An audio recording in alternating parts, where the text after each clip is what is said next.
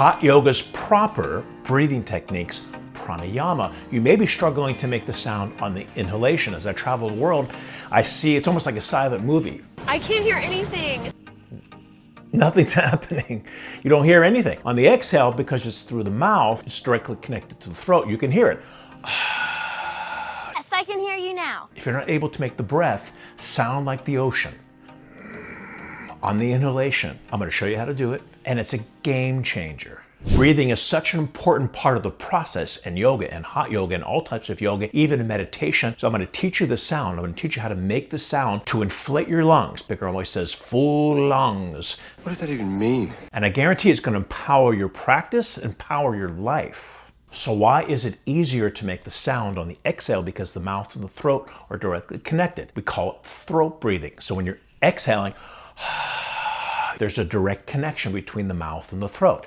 How can we make that same powerful sound when we're inhaling? I created a technique that's going to help you do this because, again, once you do it, it's going to change everything. Here's the technique that I created. I want you to inhale first through your mouth. Then I want you to continue the sensation of inhaling, close your mouth, and let it go up into the throat. Let me demonstrate for you. What you don't want to do is when you close the mouth is to lift. If you go to a doctor's office and he puts a stethoscope to your back and he tells you to inhale, 99% of you are going to do this. So many people do this, like they're sniffing. When you do that, maybe 10%, you can hear it, 10% of the breath goes into your lungs. Instead, you want to keep the chest relaxed. You don't want to make the sniffing sound. The sound should be like this. When you're taking that deep breath in, you're filling the lungs to 100%. So now this technique of inhaling through your mouth first will connect the sensation, make the ocean sound through the back of your throat. But all you do is continue to inhale, just close your mouth. Here it is again. And my lungs are expanding. Now, before we continue on, if you're new to the channel, please consider subscribing, hit the notification bell. Any questions or comments, put them down below. I'm happy to get back to you. So I'm going to show you the standing deep breathing technique, and I'm also going to, at the end, throw in the Kapalbhati. These are the two breathing exercises in the Bikram and the Barkan hot yoga world. You may not get it at first. This is a good exercise to do when you're driving in your car, or if you're taking a walk. Start inhaling through your mouth. Continue the sensation of the inhalation and close your mouth.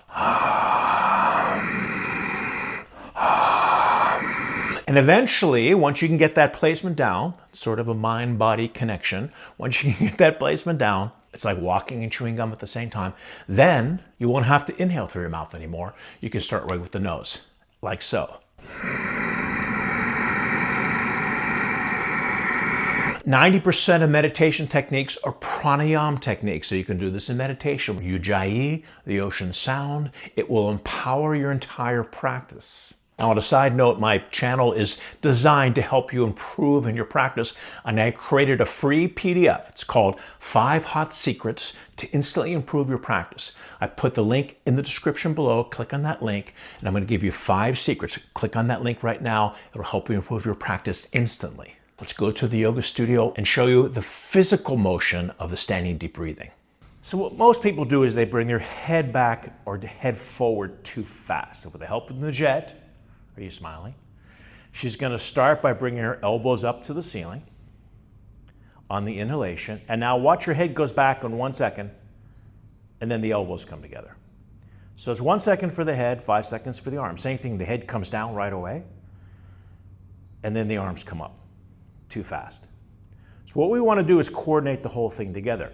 So now slowly the elbows come out. Look how slow she brings her head back. So she takes 6 seconds to complete the entire motion. Now here's the trick. On the inhale, start bringing your elbows out before the head even moves. Go ahead, elbows out, elbows out. Now the head comes down. There you go. At the last second, an extra tip, lift the rib cage to get the air deeper into the bronchial sacs. That's why I like to start with the head back to start the whole process. So we start head back as you exhale. Now inhale, chin down, arms come up. Last second lift. Exhale slowly. and the elbows come together, and that is standing deep breathing. Head, arms, breath, all together at the same time. So now we got the physical motion down. We add that with the ocean sound, Ujjayi breath. What a difference it's going to make. It all comes together. On the exhale, a technique that Vishnu Ghosh, I don't know if he created it or not, but they're using the arms like a bellows, the old bellows in the fireplace to put out the fire, to enhance the fire. The arms will help to fill the lungs, full lungs, and empty the lungs like the bellows. Okay, now the standing deep breathing is over. What about the rest of the class? We need to continue to use this breath throughout the entire class. What Bikram calls 80-20, what I call percentage breath, because you can't really go 80-20. Some postures are 90-10, some postures may be 70-30. What do I mean by that? What does Bikram mean by that? That means you're going to take a deep breath in. And this is because we're in the hot room, by the way. And you're going to let a little bit of exhale out. Only 10, 20, 30% of the exhale out of your lungs completely at the most. Then take it back in. So you have at least 70 or 80% of the breath in your lungs during the pose to give you the strength and to empower that particular pose. And we're going to use the 80-20 breath in half moon, standing head to knee, standing bow. In the Barkan world, sun salutation, moon salutation, kneeling salute. We're also going to use the percentage breath in the Cobra series, Cobra, Locust, Full Locust Bow. In fact, in Full Locust, that's why I don't say 80-20 all the time. That's more 90-10. You don't want to let too much air out because you're up there. You're not going to be able to inhale once you're up there because of the way your body is positioned. However, we're not using the percentage breath or the 80-20 all the time. It's postures like separate leg stretching. Postures like standing separate leg head to knee. Postures like wind removing or wind liberation pose. We can let all the air out because we don't need the strength to support the position. So postures that you need the strength, that's when we go 80-20. That's when we go percentage breath. Postures where you need to relax more, like separate leg stretching or wind removing, you can let the breath out and bring it back in. Now, as a side note, if you've ever been to a vinyasa class from a different style of yoga, a lot of times you're going to hear them do the Ujjayi breath or the ocean sound very deeply in and very deeply out. We can't do that in the hot room, especially in the Bikram room where it gets to 105 or 40.5 centigrade. For those of you that aren't in the United States, the room is too hot. If you take that deep breath in and that deep breath out, you're going to pass out, you're going to hyperventilate because it's too hot. That's why we use the percentage breath. Another example is third part awkward pose. You just can't come up out of the third part awkward pose without empowering your body through the breath. So yes, you're squeezing the thighs together, you're holding your core, but then you're taking a deep breath in.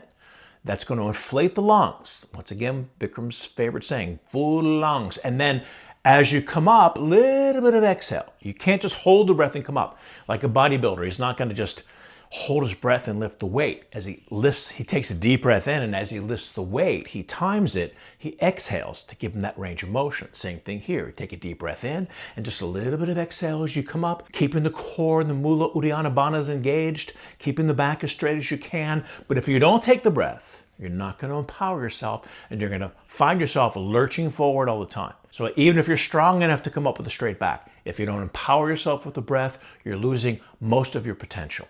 Now, as promised, the last breathing exercise in the Bikram and the Barkan world that we do in the class is Kapalbhati blowing, which literally means skull shining. We're taking the breath up the spine, up the center channel. We call this Sushumna.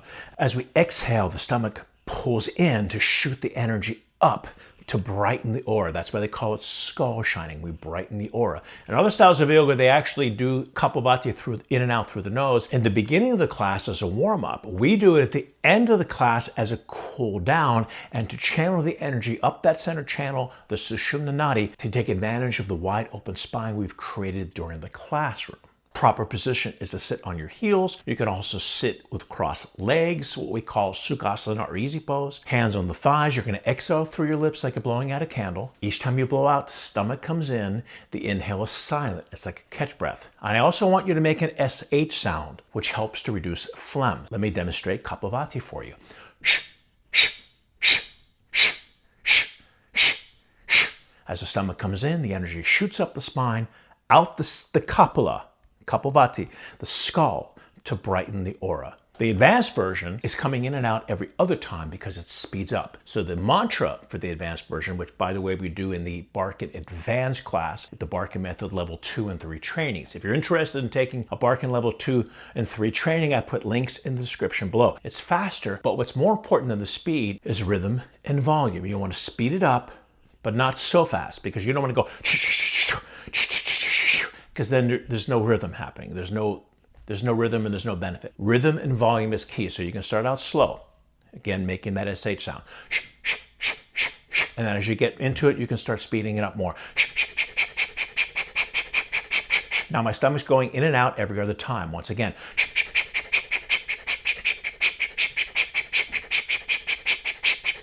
And we do 300 of those in the advanced class.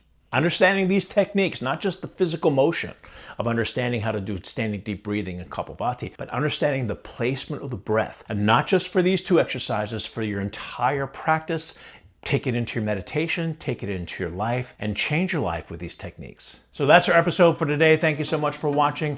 If you're new to the channel, please consider subscribing, hit the notification bell. Any questions or comments, put them down below. I'm happy to get back to you, and I'll see you at the next video. Bye, everyone.